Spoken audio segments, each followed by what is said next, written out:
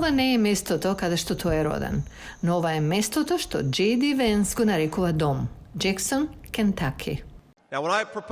Кога ја запросив сопругата и реков, имам долг од $120,000 за правниот факултет и гробно место на една планина во источен Кентаки.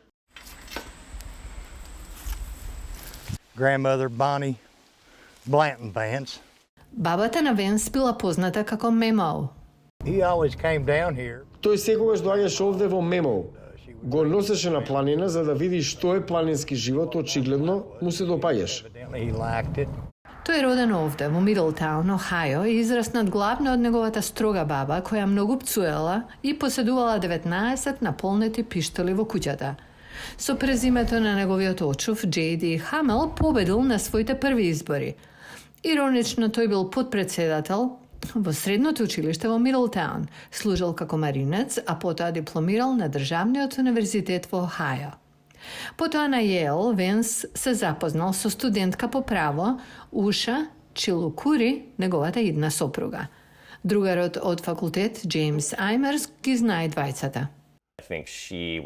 Мислам дека таа го насочи, J.D. и му помогна да одлучи што сака да прави, да го оформи својот иден пат воопшто после правниот факултет. Венс стана познат на национално ниво преку неговиот бестселер во 2016 година Хилбили елегија, во кој се говори за работничката класа на Америка. Во документарецот Глен Клоуз ја глуми неговата баба.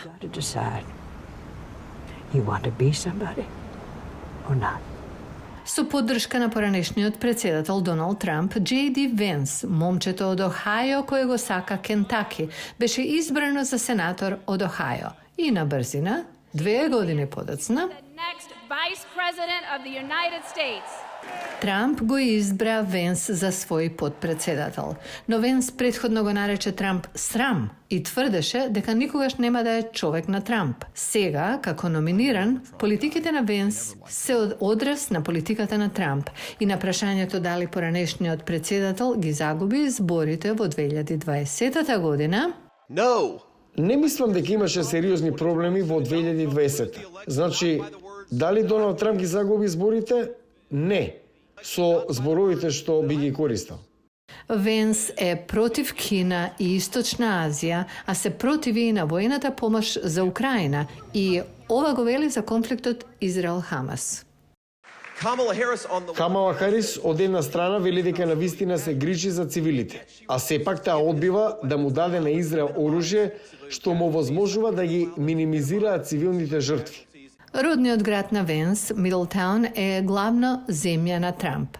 Стив Дилман го ангажирал Венс за неговата прва работа на 16 годишна возраст. Многу сум горд на она што го постигна и тоа што сум дел од тоа што ме прави да се чувствувам добро. Ова е човек кој дошол од улицата Мекинли, а сега потенцијално би можел да стане подпредседател на САД. Доколку биде избран, Венс на 40 годишна возраст ќе биде третиот најмлад подпредседател во историјата на САД.